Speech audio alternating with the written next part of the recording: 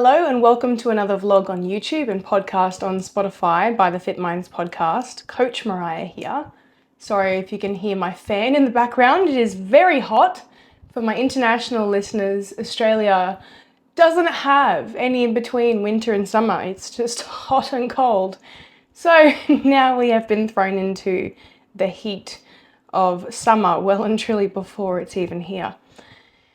So today we're going to discuss the competitive nature of the fitness industry for individuals and for sports. Does fitness have to be so competitive? Or should we be accessing more intrinsic drivers behind our motivation?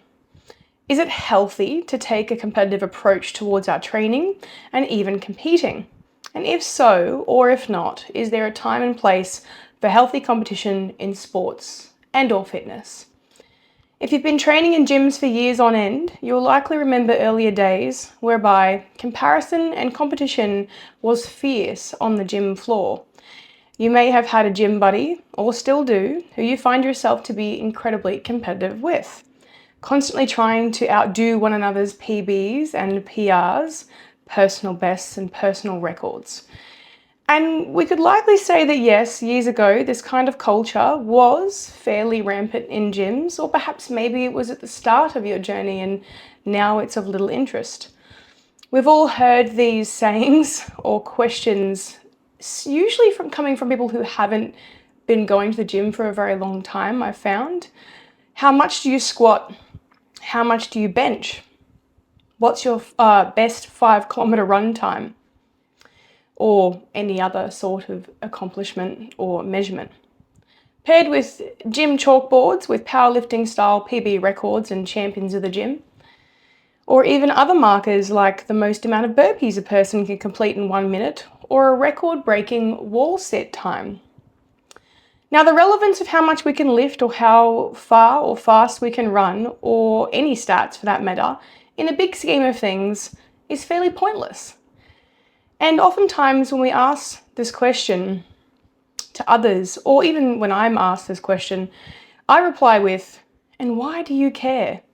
What does this mean to you? And is this more about you than it is about me?"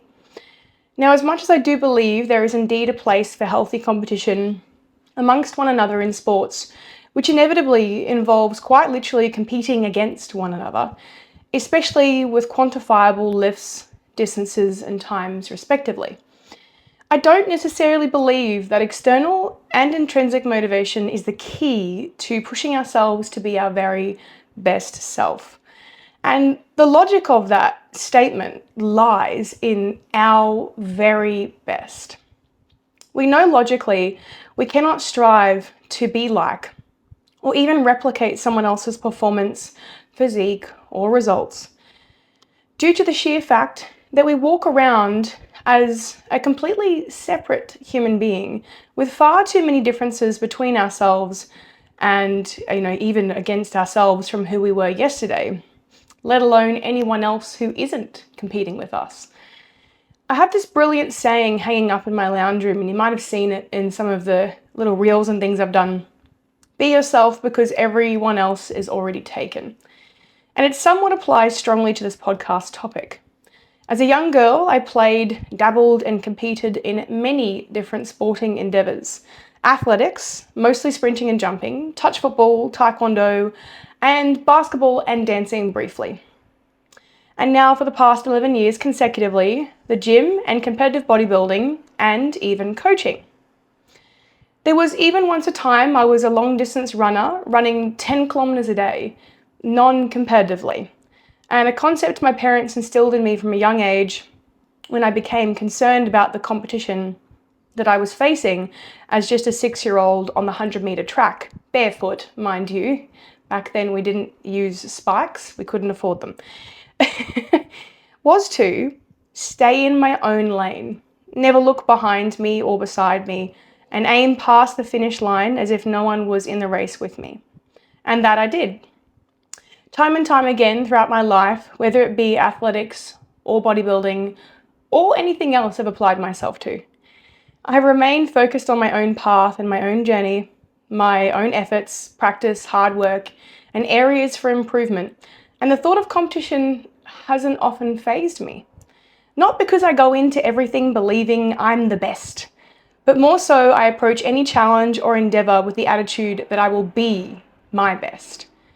And that ruthless focus on your own goals, your own vision, and your own controllable measures is the recipe for success in any endeavour. Success is not defined by who or what you measure up against, but reaching a point where you are content with yourself for yourself, measured from where you have come from to where you are now. Mind you, I did win every 100-metre race right up until the age of about 12 to 16, where I had to battle it out with one other girl in my grade who is now a very good friend of mine. Shout out to Janae. If you ever listen to my podcast, you were the great competition that kept me on my toes, so to speak. But there is no coincidence. The successful athletes are often, yes, the hardest workers in the room. This doesn't mean they cut corners or yield special powers or secrets and so forth. And yes, a certain aspect of genetics will come into play here and there, but they will all uphold one true common ground: a relentless ability to better themselves, reflect, learn, grow, and adapt, and above all, remain humble in that process, paying as little attention to other competition as possible. And even so, the only thing we can take from competition is a leaf out of their book. If they're doing so well, perhaps it's time to learn from them and feel admiration for their success instead of resentment. Because negative emotion and bitterness towards competition is simply deemed as wasted energy. We must control the controllables, and yes, this is indeed a humbling process in itself.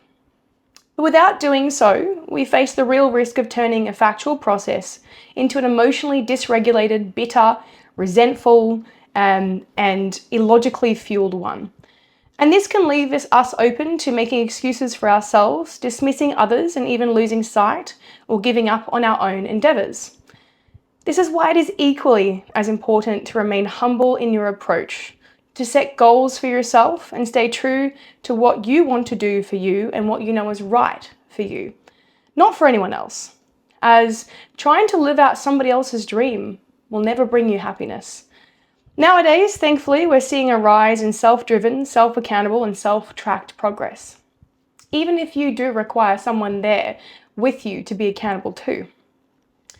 With a strong focus on putting in the effort and work required to improve yourself from where you currently are or were, instead of focusing on what everyone else is achieving all the time. There are some major downsides to direct comparison and competition in the gym and in sports in general. The major issue we face is that not of competition, but of comparison, and oftentimes this can consume our inner ego with bitterness and envy. Healthy competition can quickly go from some light-hearted fun to a hot and heavy argument, or some may even go as far to belittle or discredit their competitors' efforts, accolades, or accomplishments.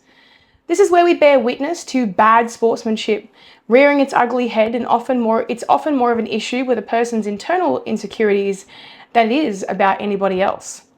Now, of course, there is this rather obvious concern of cheating, dishonesty, and cutting corners as well, which is where the lines of competition can be grossly blurred.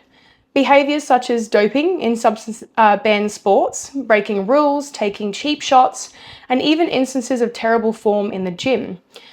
All in the name of winning or beating the competition, not so fair and square. This is where sportsmanship and competition can become hazy, and this is why we have rules and regulations, not just in sports, but in all sorts and forms of competition. However, one of the major issues that we face with competing against our peers in the gym, for example, is that oftentimes not every participant is going to engage in an endeavour with honesty, integrity, or keeping their own safety or the safety of others in mind. Another major downside to extrinsic motivation and gym competition is that we may be cheating ourselves out of what our original goal was and should have been all along, to improve our performance in a safe, functional, and effective progressive manner. All in the name of, yes, you guessed it, our ego.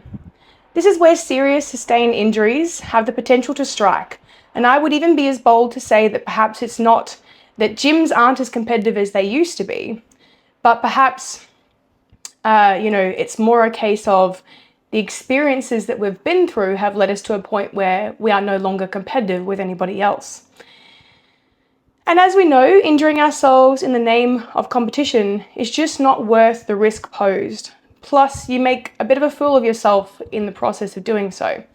No one thinks you're a hero for hitting a PB on a squat with terrible form and walking away with a back injury because you couldn't back down from a challenge.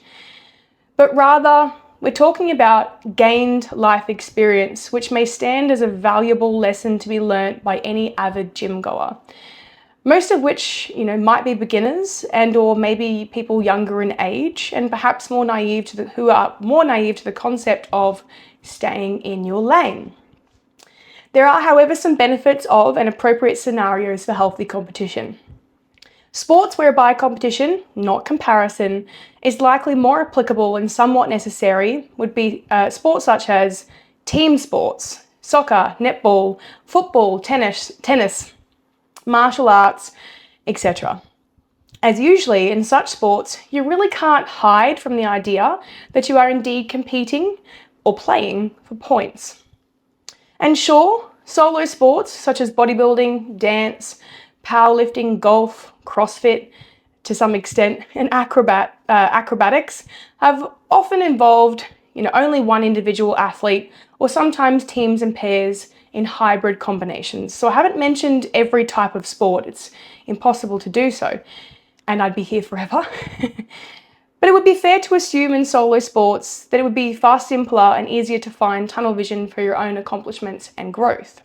However, in all sports, especially when progressing to game day and a competition setting, it will all boil down to the winning and losing team or opponent, whether this is always clear, clean-cut and fair or not. So there is always definitely a component of competition involved. It would be compulsory in any sporting endeavour, even with leaderboards and separate endeavours. Without competition, sports as we know them today would no longer exist.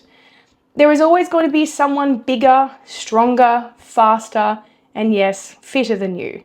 And if not, you are the world's best, let's say, for example. Someone will come along one day, knock you off your perch, and replace you or surpass you long after you've gone from this world. Overall, the notion and theme remains true. Self-driven improvements are the only logical and factual way to improve. And even if a little bit of healthy competition does help to drive us further and push us that little bit more, there is a very fine line between harnessing this as a minor part of the bigger picture and motivation, and perhaps the all-consuming process of comparison to others. It is a very fine line between the two. As there is no direct comparison to another person's circumstances, genetics, technique, biomechanics, height, weight, muscle mass, composition, opportunities in life, time invested in the sport, financial funding, nutrition approach, coaching, etc. There are just too many variables to compare against others, and the risk of doing so, despite pushing us that little bit further, can also see us disheartened and disappointed with ourselves. Put your ego on the back burner and invest time, effort, and patience into your own journey. Mistakes and failures are not the end of the road. They are a part of the process of reaching success. Competition against others is not the true measure of progress, but developing and nurturing your own progress, little by little, which speaks volumes of your efforts. That's where the real wins are made. The sooner you realize this, the more enjoyable you will find your own individual journey, accomplishments, and milestones ahead for years to come. So, that's it from me. It's a really short podcast today. I'm doing a couple of shorter ones for you lately, but hopefully this gets you into a more driven mood to be able to better yourself, and for the remainder of your journey. Thanks a lot. Looking forward to doing another podcast for you soon. Bye.